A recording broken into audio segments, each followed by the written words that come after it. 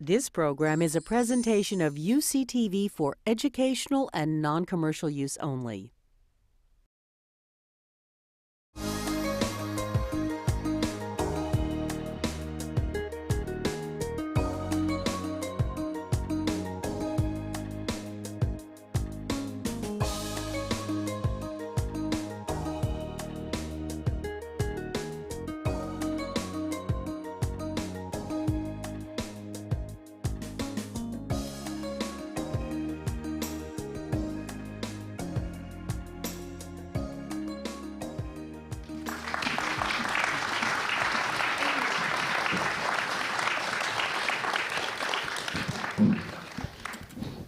Good afternoon. My name is Dave Webb. I manage speaker programming for the forum, for Mondavi Center.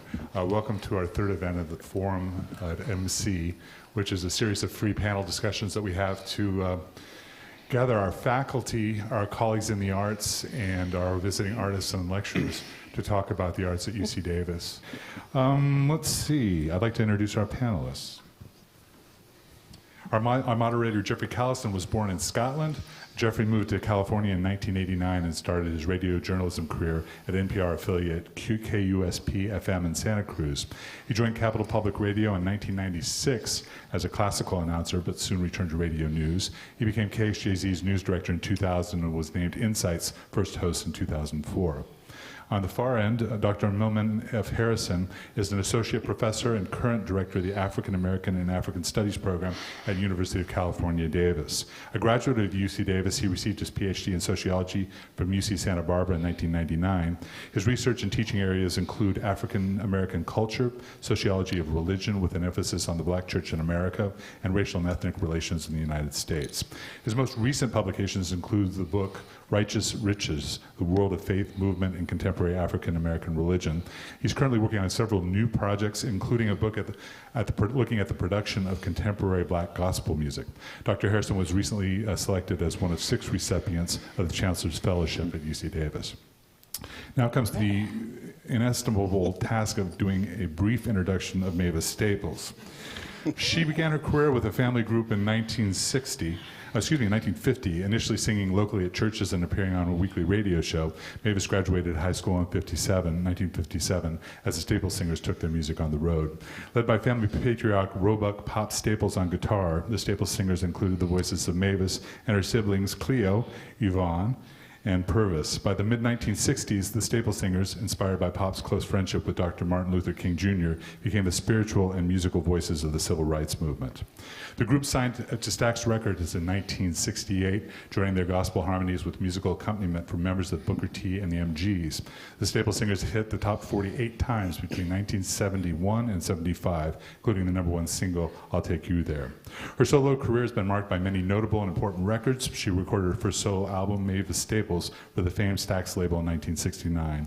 Her many recordings include 2 albums under the direction of Prince and the 1996 Spirituals and Gospels, a tribute to Mahalia Jackson. Her most recent album, entitled Live, Hope at the Hideout, captures Miss Staples as she returned home to Chicago this last June for a Fury Live performance. However, our discussion today and the concert tonight, for which there are still tickets available at the Mondavi Center ticket office, take her back to her roots in the civil rights movement. The CD, entitled We'll Never Turn Back, was described by the Wall Street Journal as Mavis Staples' magnum opus. On this, Mavis Staples said, and I quote, "Like many in the civil rights movement, the Staples singers drew on the spirituality and strength of the church to help gain social justice and to try to achieve equal rights. I hope to get across the same feeling, the same spirit, and the same message as we did then, and hopefully continue to make positive changes. Things are better, but we're not where we need to be, and we'll never turn back." Please welcome our distinguished panel.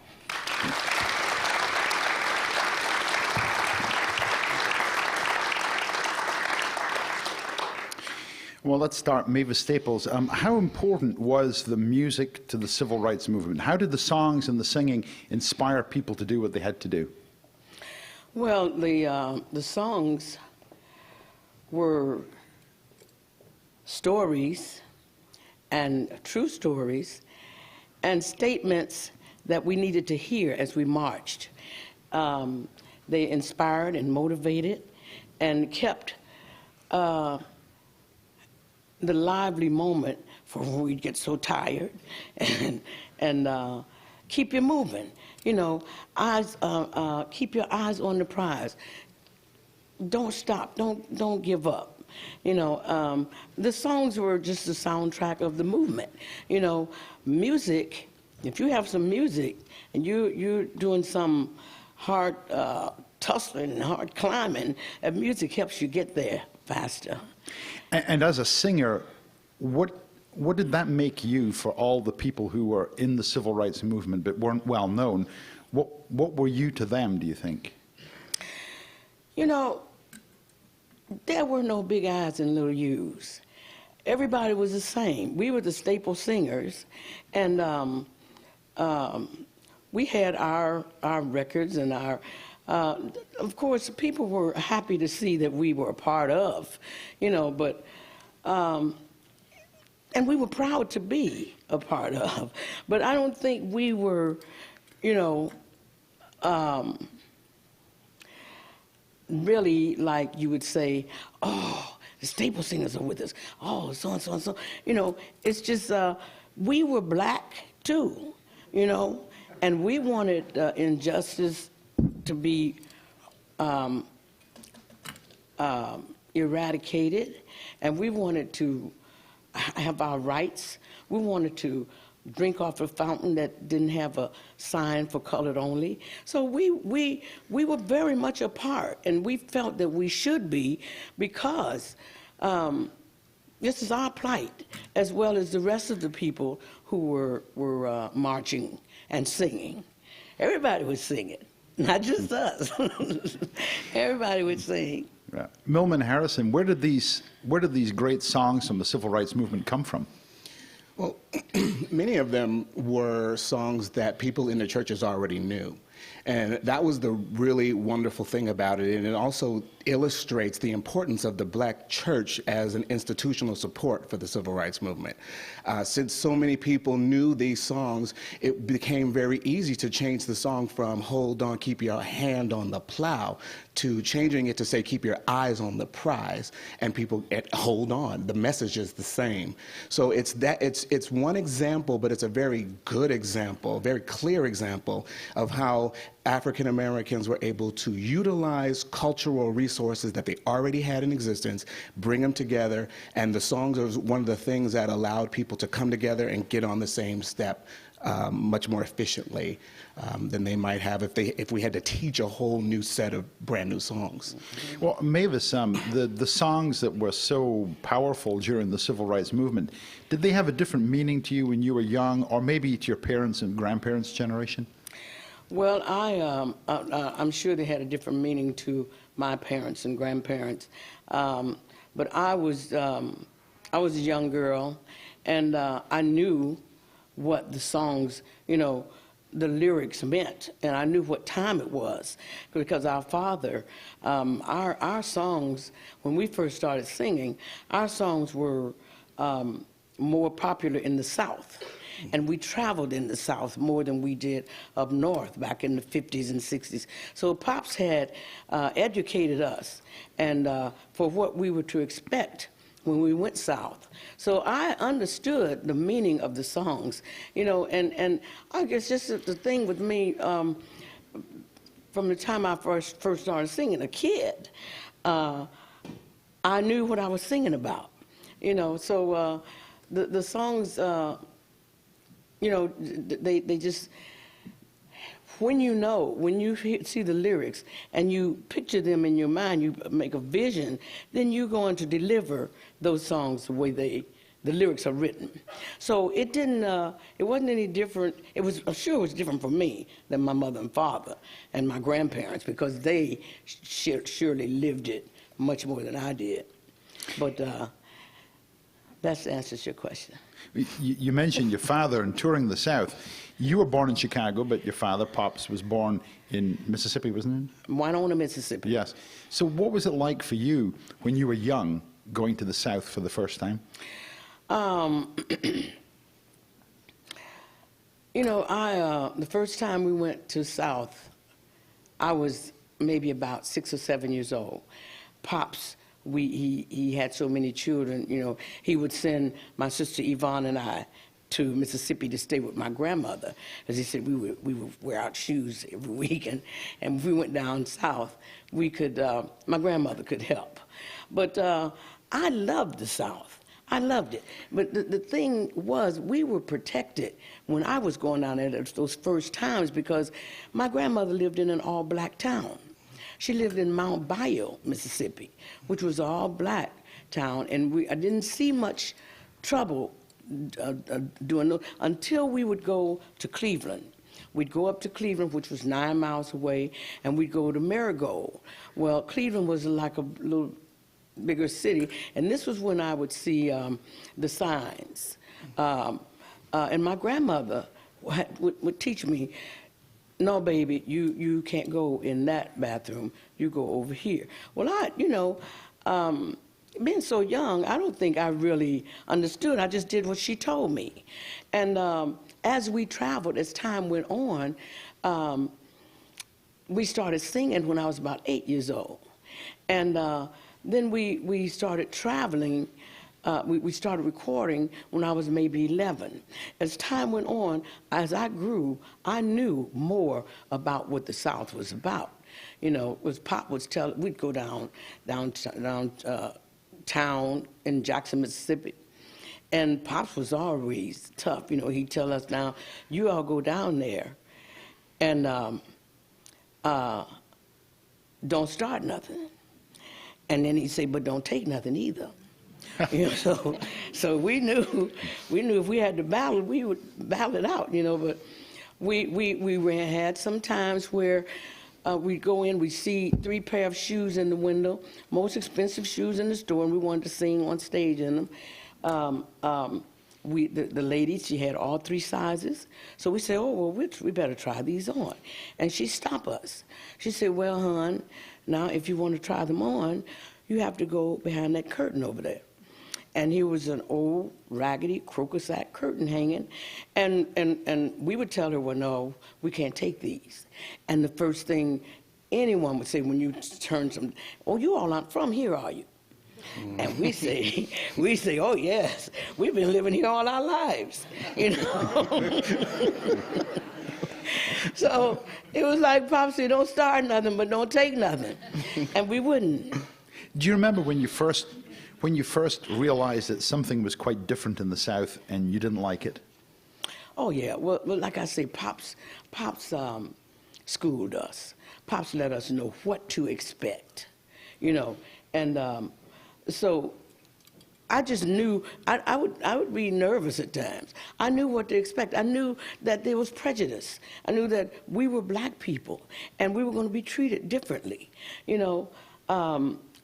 There were so many times, so many incidents that we had that would really, really frighten me, you know, because you hear about what these people in the South would do to you, and excuse me, if you go against their word or go against something that they don't like, you could not make it back home, you know. So I understood.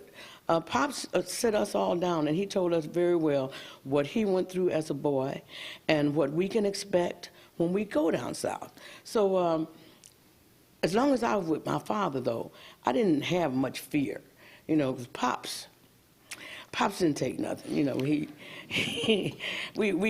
had some young white guys. We were driving, you know, and we had some young guys try to move us off the highway, you know, and Pops would just right back into them, you know. He said, no, you young bucks, you won't get me, you know. Days ain't like this. This was the 50s, the late 50s and the early 60s. So we just, you know, it was a hurting feeling that we were looked upon as not as good as we're all, you know, as good as you are, you know. It makes you feel bad. But you have God on your side, you know, and you know how to pray, and you know how to thank the Lord that you made it through another day, and thank the Lord that you woke up this morning, you know. So we had mostly fun. Being a kid, I would have fun. But we'd run into the other singers on the road, and, you know, there wasn't, what really got me was that we couldn't stay in hotels. We had to stay in what you call tourist homes, you know. What did that mean? What did that mean?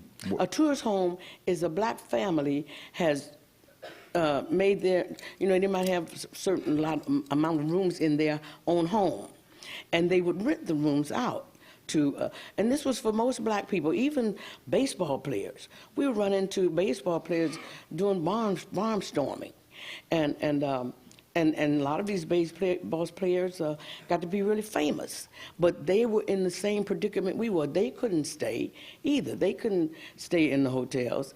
A tourist home you'd stay there.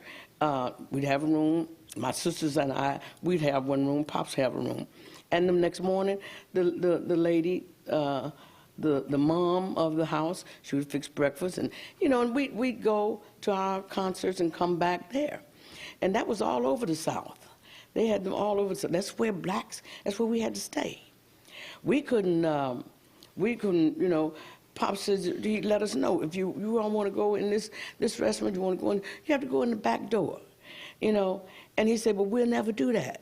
We won't go in the back door. If we'll starve first, you know. So, and we did get caught on the road one time there, you know, Thanksgiving. And it used to be a time all of the church people would invite you to dinner to their house. Well, this particular Thanksgiving, nobody invited us out. And we could smell turkey. We could smell, you know. So we went to the grocery store, bought us some bread, cold cuts, and we made us sandwiches in the car. And we pulled on the side of the highway. I told her, and I looked, there was this cow. And the cow stared me down. I was staring at the cow. I said, Daddy, this cow, I don't think the cow wants us here. You know, he just looked like he was going to come at me. And, you know, and what made it so bad, the cow was black and white. You know? So we had to move from that spot. We had to move. I couldn't stay there with this cow. Yeah. But we had good times in the South. You know, living down there, you see the difference. You see the gravel roads, you know, when you get back to Chicago, and the children, the kids, the schools, you know, I was the May Queen in school down in Mount Bio, and I got my worst switching. You know, your grandparents used switches on your legs, you know. So I just loved to sing, and I would walk to school, walk down this gravel road every morning. The jukeboxes, I'm already juking, you know. And this song, Buddy and Ella Johnson. Buddy and Ella Johnson. They were singing, "You made me leave my happy home." Well, I loved it. And I heard it so much. I heard it so many times. I learned it. And so the kids in school, we had a variety show. They knew I loved to sing. So they pushed me on stage. I didn't want to go, but they pushed me out there. And when I got to the middle of the stage, this is what came out of my mouth. And I was just singing. You know, school is elementary to intermediate, and I saw my uncle coming around the wall. You know, he was 16 years old. He was in a higher grade, and I thought he was coming, you know, coming up to pat me on my head, tell me I was doing a good job. He snatched me off the stage. Right in the middle of my song, he snatched me, and I didn't know. He walked me on out the schoolhouse to my grandmother's house. He pushed me in the door and told my grandmother, "This young'un is up at the schoolhouse singing the blues." And boy, "Oh, you singing the blues, huh?" And nobody had ever told me what to sing. You know, I didn't know I wasn't supposed to sing the blues. She said, "You get out there and get me some switches." Well, I knew what those switches were. I came back, I said, "Grandmama, I can't find no switches." So she said, "Don't you make me have to go out there." So I went back and I brought some switches in, and she got my little legs, and you don't sing no blues in this house. You sing church songs. So I started printing letters to my mother saying, I want to come home because Grandma won't let me sing. But that was, those were times I had in the South. There's so many memories. I loved the South. I still like going South. But, and it's much better today. How was life different for you in Chicago when you were growing up compared to the South? Chicago wasn't much better. It really wasn't. No. If you're in your neighborhood, you're fine. But if you go to a different neighborhood, or if you go downtown, you want to go shopping, well, the sales lady is just as good to wait on everybody in the store before they wait on you. So it was, we couldn't move into certain areas of Chicago, and it's a shame to say, but it's still today. This is what prompted me to make my CD, We'll Never Turn Back. Pops used to tell the songwriters, if you want to write for the Staples, read the headlines. We want to sing about what's happening in the world today. And I read the headlines. I see Katrina. I see a black man being shot in New York City, 50 rounds, young black man on his way to his wedding. And right in Chicago, I can turn on the news, a black family might move into a white neighborhood. They get in fine, and they go to bed. They wake up the next morning, their garage is spray painted, N-word, get out. Their cars all spray painted. So it's a part, it's not as bad as it used to be, but it still exists. Well, in your album, We'll Never Turn Back, the song 99 and a Half, you've updated that. You talk about the levees and so on. The levees, yes. Yes, yeah. Yes. Oh, yeah. I put it in there. I meant for it to be talked about the politicians, lying politicians, babies, And it's amazing how these lyrics just came, because they were so true. And this stuff wasn't written down. The stories in my CD, they weren't written down. They just, as I was singing, doing this CD, these were feelings that were coming out of me, and straight from my heart. And they are still true today. 99 and a half won't do. We got to make 100. And 99 and a half is an old gospel song. Sister Dorothy loved coats. And so, but Rakuda and I, we wanted to sing. So we changed, made it a freedom song. 99 and a half. And then,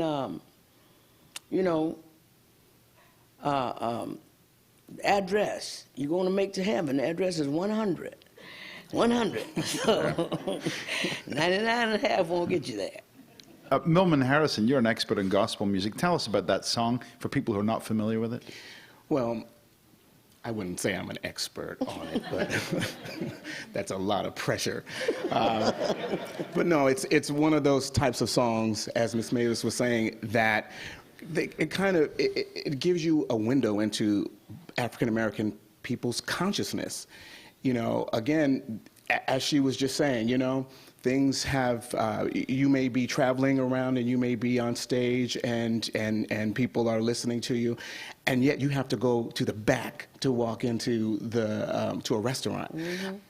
That's 99 and a half. It won't do. There you go. If it's not 100% right. freedom and equality, 99 and a half won't do. Right. The original meaning of the song before it became a freedom song refers to people's spiritual walk.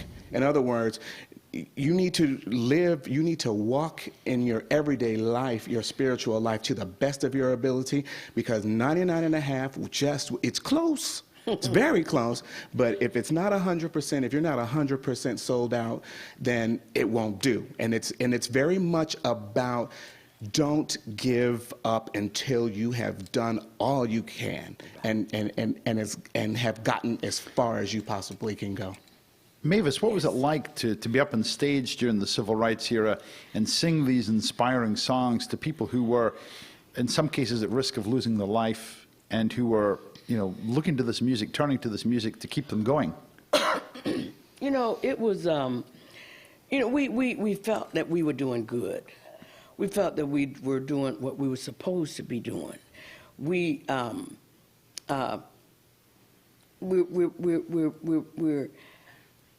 trying to make your way easier through these songs. We're trying to make you know that a better day is coming, and I felt good. It felt good to me singing the songs, because I know Pops always taught me, Mavis. I was on stage in New York one time. I saw these kids my age, 13 years old, and they were jumping around and singing loud. And so when it came my turn to sing, I did the same thing. And Pop snatched me. He said, Mavis, what are you doing? I said, nothing, Daddy. He said, listen, you don't need no gimmicks, and you don't sing at the top of your voice when you're singing God's music. You be sincere and sing from your heart. If you sing from your heart, what comes from the heart reaches the heart. And you'll reach the people if you sing from your heart. So that's all, anytime I go on stage, I go into my heart. And when I was singing the songs, I felt that I was reaching the people, and they were getting the message, and it was making them feel better. So that would make me feel good. I don't know music. I don't even know what key I sing in. I don't. And Pops left me. I said, Lord, Daddy, you left me. I don't know what key I sing in yet. So I'm just grateful. My voice is my God-given gift. And I just want to use it the way that I feel that he wants me to use it, and for good, to help lift people and inspire. So when I'm singing these songs, that's the way I feel. I'm doing the best I can. I'm doing my job. Your father and your family knew Martin Luther King Jr. quite well. How did that come about? Well, we happened to be in Montgomery, Alabama. We were to sing that night at 8 o'clock. And this was like 1960. Reverend Martin Luther King had a radio show, and Pops had been hearing it. So Pops, he called us to his room that Sunday morning, and he said, listen, y'all, this man Martin is here, Martin Luther King. He said, I've been hearing him, and he has a church here, and I would like to go to his 11 o'clock service. Do you all want to go? We said, yeah, Pops, we want to go. Did you know who he was at that time? I didn't know. Only Pops had heard him on the radio. And because he wasn't being seen yet. The movement hadn't started really good yet, So we get to Dexter Avenue Baptist Church, and we were ushered in. Someone let Dr. King know we were in the service, and he acknowledged us. He said, I'm glad to have Pop Staples and his daughters here this morning. I hope you enjoy the service. And we enjoyed the service. So Dr. King, at the end of the service, he would stand at the door, shake the worshipers' hands as they filed out. And my sisters and I, we walked past, we shook his hand. And when Pop's turn came, he shook his hand, and he stood there and talked with him for a while. And he finally came on, got in the car, we get back to the hotel. He called us to his room again. He said, listen, y'all, I really like this man's message. I like his message. And I think that if he can preach it, we can sing it. And we started writing, Pops, whatever Pops say we're going to do, that's what we're going to do. And so we started writing freedom songs. We wrote March Up Freedom's Highway. That was the march from Selma to Montgomery. Then we wrote It's a Long Walk to D.C., but I got my walking shoes on. And that was for the march to Washington. When will we be paid for the work we've done? And why am I treated so bad? Why Am I Treated So Bad was Dr. King's favorite. And every time we get ready to go to a meeting, we sing before he would speak. He says, Stape, now Stape, you're going to sing my song tonight, right? Stape? Stape. He called Pop Stape, yeah. He said, and Pop said, oh yeah, doctor, we're going to sing your song. And we would sing, Why Am I Treated So Bad? And Pops wrote that song around 9 children in Little Rock, Arkansas. They were trying to board a bus, Central High School, and for weeks they tried to board this bus, and they would walk into a crowd of people, just angry, call them names. The kids, they just kept on walking. They have their books, and they were dressed neatly, and they were proud. They walked tall, and they were spat upon. They were just, and they were my age. So I was really interested. We would watch the news. We'd watch every day. And it went so long until the mayor of Little Rock, the governor of Arkansas, Faubus, and the president of the United States said, let those children board that bus. And we just wanted it. We were so happy, wanted to see them board the bus. And this particular day, as soon as they got up to the door, to the bus, a policeman was standing there. And he put his billy club across the door. And that's when Pop said, now why is he doing that? Why are you treating them so bad? And he wrote that song that evening, Why Am I Treated So Bad? And it turned out to be Dr. King's favorite. There were so many reasons, it wasn't hard to write a freedom song. No, like I say, read the headlines, watch the news, and your lyrics are right there. Yeah, that's one of my favorite songs too. Did Reverend King like to sing along? No, I didn't. I never saw him sing along. He would always have. That's one thing about Dr. King. I hold on to his laughter, the sound of his laughter. Anytime I look at him, I see him. He was either looking serious or he was looking sad.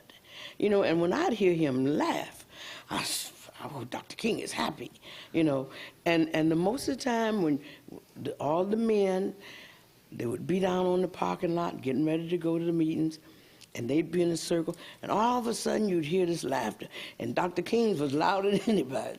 And I said, oh, Dr. King is happy. So I hang on. The sound of his laughter, I still remember it. What was it like for you when he was shot? Do you remember that day? Oh, I remember very well. I remember so well. We were in Nashville, Tennessee, and we were about to go to our program, to sing, and we were by this time, people were building, black people were building motels and stuff. So we were in this black motel, and we heard somebody say, turn that jukebox off. The jukebox was going around, and because it came on the news. Well, we didn't have the news on because we were on our way out the door to go to, and the manager ran around to our rooms, and he told us, he said, Pops, Dr. King has been shot. And we went back in the rooms and turned on the news, and it's just, my father tried to hold all 3 of us, my sisters and I, was just the worst. It was the worst news that you could, we couldn't sing. Pop said, you all pack your clothes, we're going home. And it was like a family member. Dr. King, someone so humble and so good, for it to be shot down like that. I'll always remember that moment, always. It seems like it still affects you quite deeply. When I think about it, I get full, and I cry sometimes still, And it was the same way when President Kennedy was assassinated. We loved him, and we were on our way to Washington. Amazingly, we were going to sing in Washington, and Pops, we stopped at this service station, And Pops got out of the car, we were on the radio, and he told the service station attendant, he said, they just shot the president. And this man said, good. And Pops said, you get that pump out of my car, get it out right now. You know, he didn't care, you know, because President Kennedy was a good man too. That's why they put them together, John, Martin, and Bobby. Yeah, Bobby, John, and Martin. Yeah, they were three men who were so much alike. Their hearts, they had good hearts. Did it change things for the Staples singers after Reverend King was shot? Were things different then? You know, after Dr. King was assassinated, it was just, it was different. Yes, it was different. People were just on a low. People were sad, but we were determined to go on. You know, to go on. We kept on singing, and the singing was more. I think I put more in mine, because I was singing for Dr. King too. You know, it was different. The world was different. You know, and people seemed to have been nicer to us at sometimes. You know, they were we'd go to the airport, and you have good whites. You know, everybody wasn't bad, and they would be so nice as we felt they were sympathy. They were hurting too. People loved Dr. King. Everybody loved Dr. King. You know, so we felt good that you go in the airports and you know, people are talking to each other, and you know, it was a time that kind of brought us together better, closer together, you know. But it was a time where our business of music, it was more important, even more important. Well, and the Staples singers got bigger in a way. I mean, your audience got bigger. Yes, it did.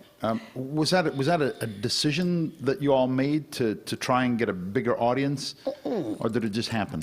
No, it just happened. You know, the folk festivals would call us. The songs we were singing, people wanted to hear them.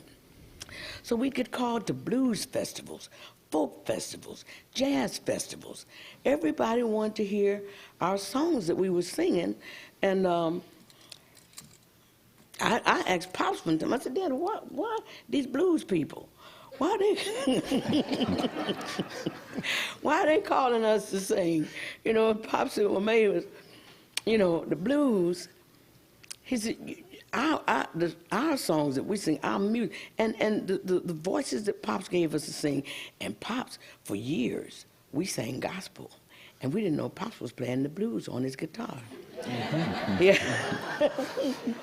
We didn't realize it. B.B. King said, girl, you know your daddy playing the blues. I said, my daddy ain't playing no blues. And all the blues guys just crazy about Pops, you know, and Muddy Waters, Howlin' Wolf, all of those. And but Daddy told me, he said, you know, Mavis, is in our music, it's some of every kind of music in our music. And he brought it from the Deep South, the Delta. And the way Pops was brought up, and the voices that he gave us to sing, if you notice, nobody sound like the Staples singers. Those are voices that our father gave us, that he and his sisters and brothers used to sing when they were in Mississippi. If you're listening to an old school radio station and they play Respect Yourself or I'll Take You There, people think it's a cool old R&B song. Yeah. Do you think of them that way too, or are they something different? No, I think of them as message songs, inspirational, informative, respect yourself. You know, when we recorded Respect Yourself, there was a gang in Chicago, Blackstone Rangers, and they were some tough guys. One of the guys walked up to Pops. He said, Papa Staples, I'm so glad you and your daughters recorded that song, Respect Yourself. He said, I didn't know. I wasn't respecting myself. I'd get on the bus and a little old lady would be standing up, I'd be sitting down. I wouldn't get up and let her sit down. He said, but after I heard that song, I would get up and let her sit down. And so Pop said, well, see, that's what we sing these kind of songs. We want to teach you. We want you to learn through our songs. I'll take you there. We were getting put out of the church for I'll take you there.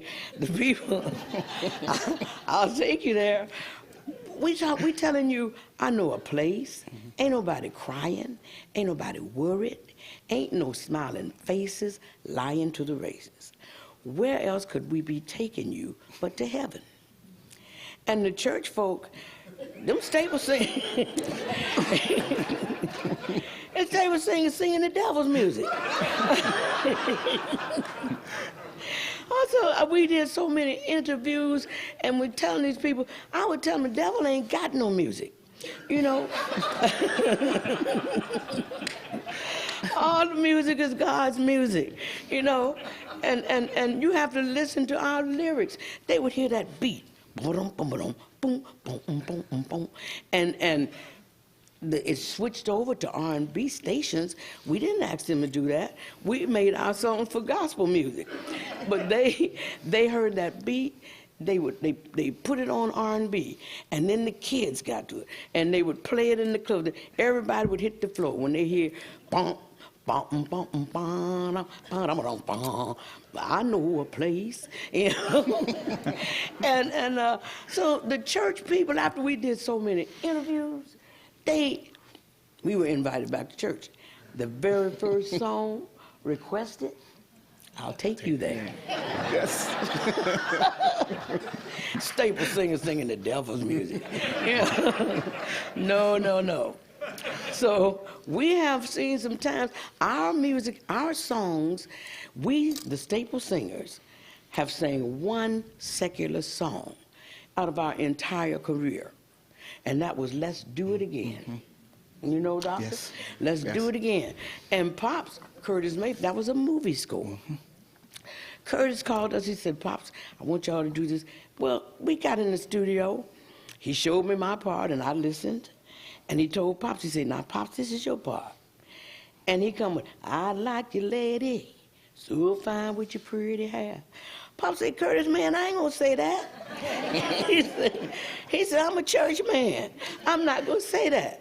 And Pops, oh, Curtis, he begged, oh, come on, Pops, come on, the Lord won't mind. He said, I'll pray for you. And Pops, Pops kept telling me, no, man, no. And we wanted to hear our voices on the big screen, so we started begging Pops. We said, oh, Daddy, it's just a movie score, you know. And Pops finally came on through. And we went to this premiere to see this movie, Jan Kennedy. This pretty girl, she walked past Bill Cosby. He was driving a tractor, and all of a sudden you hear Pop, I like you, lady. And we all looked around, and Pop, he got this big smile on his face. I tell you, so that was the only, and we'd sing it on stage. Hey, you'd be surprised how the ladies used to scream for Frank Sinatra. When Pop, I sing my part. When Pop started, whoa, you know, the ladies said, Pops, see, you didn't want to sing. Well, that's all right now. Y'all just go on now. I sing. Yes, indeed. Let's Do It Again was a platinum million, double million seller for the Staple Singers. What's your favorite song from the Staple Singers?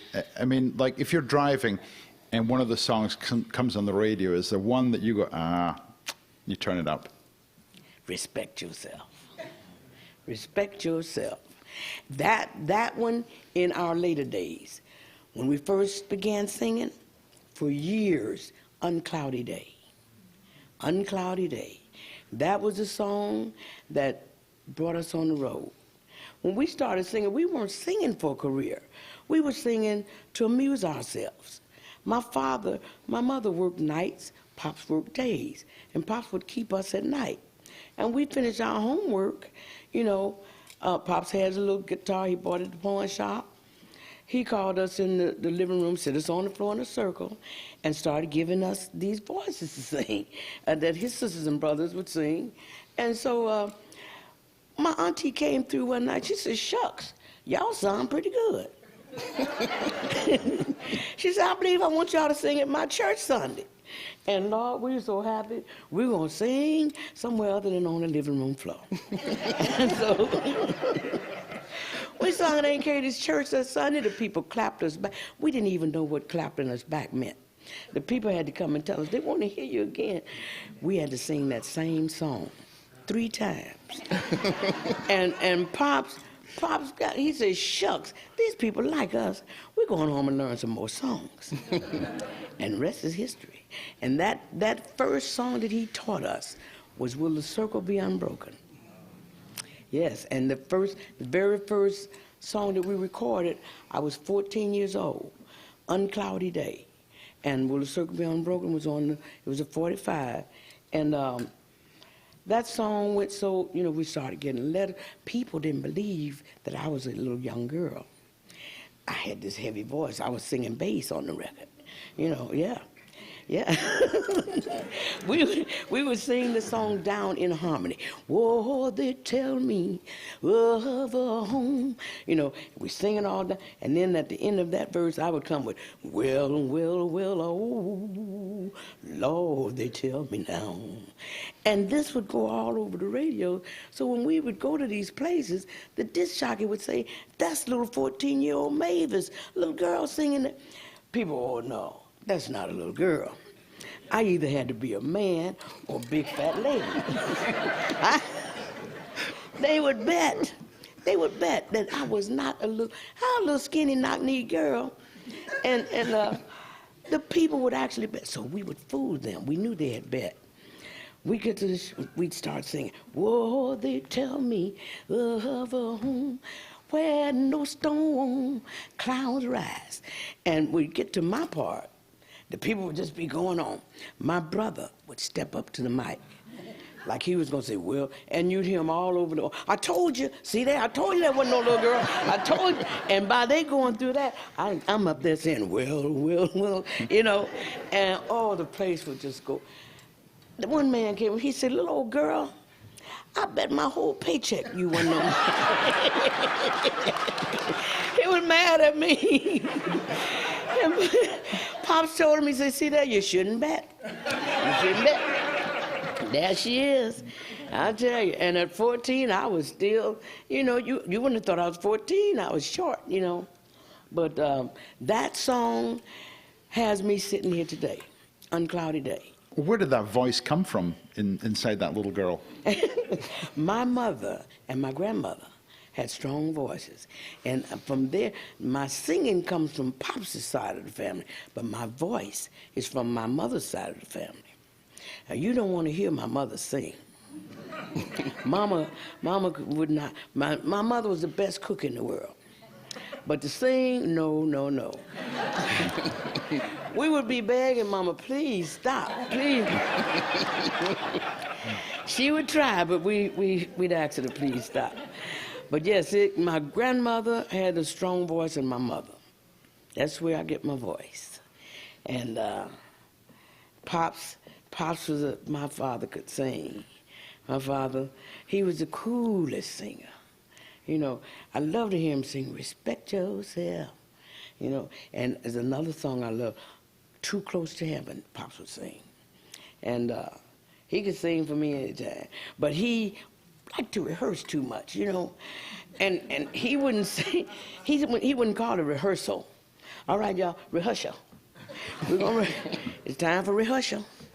And so if he could find me, I'd come on and rehearse. But I like to play a lot. I like to stay out and play.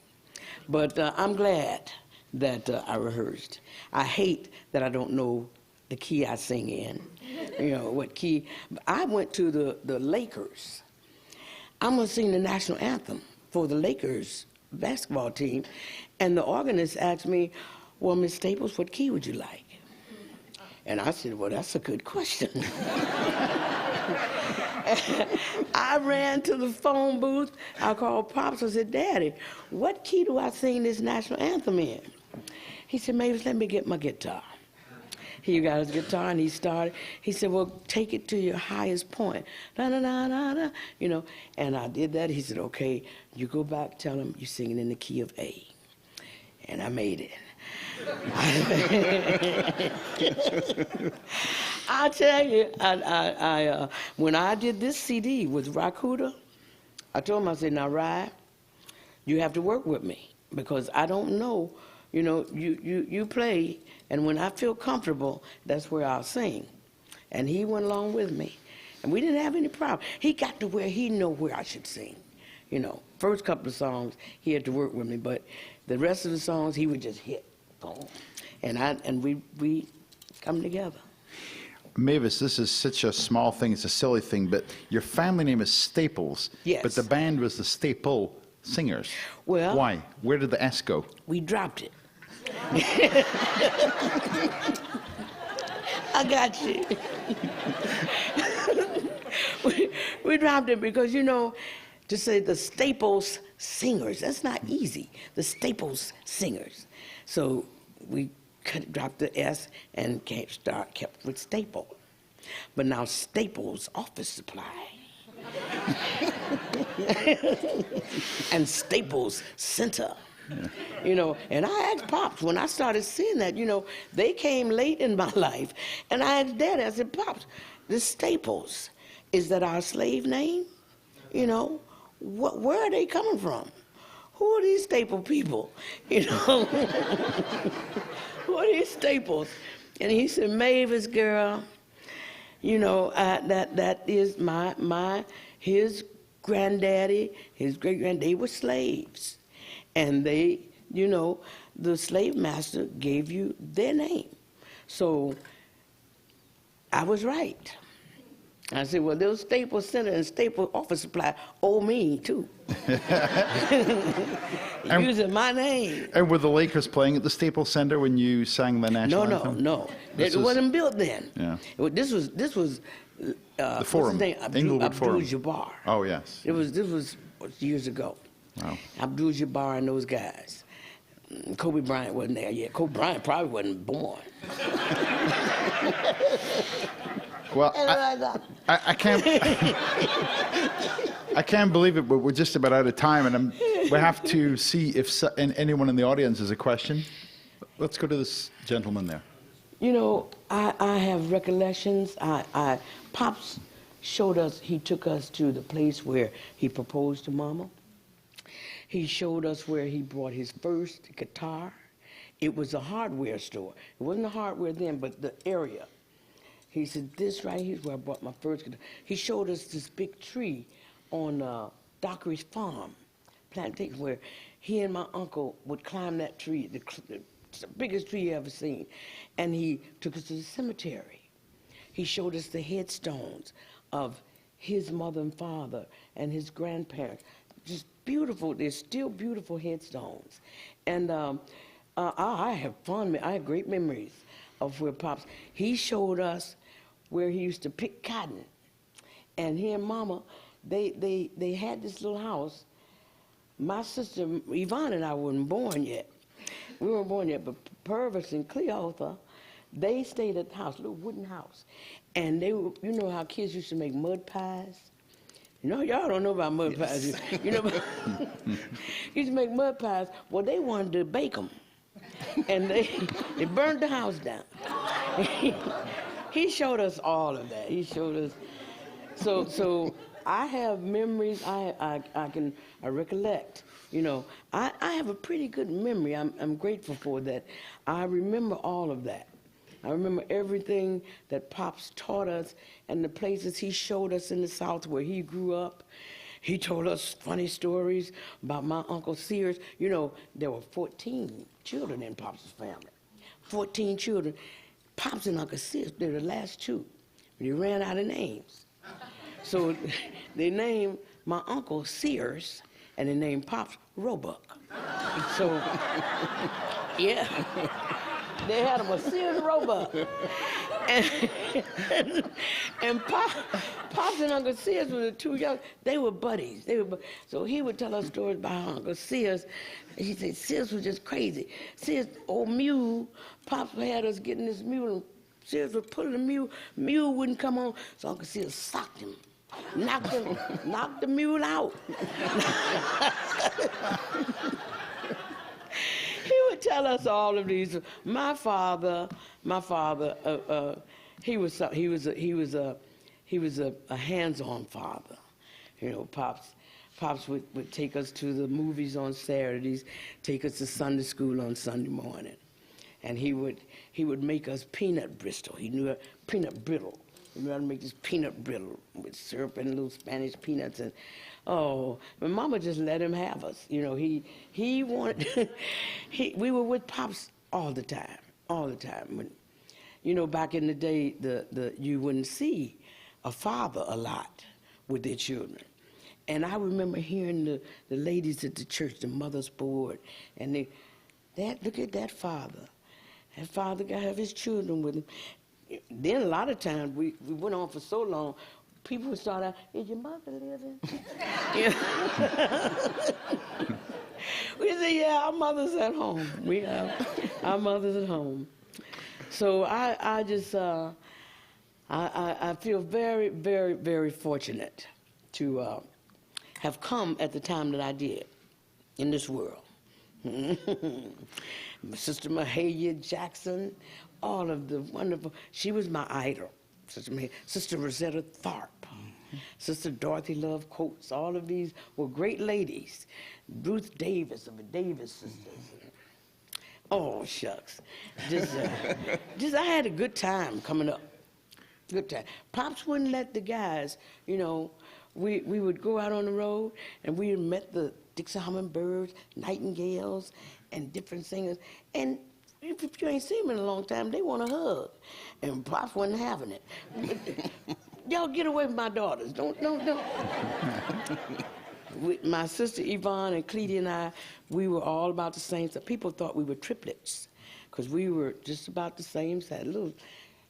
I ate a lot of Mama's food. But I have really enjoyed being with you today. Oh, well, it's been a real pleasure. Can't stop me now, can you? Thank you so much. Thank you.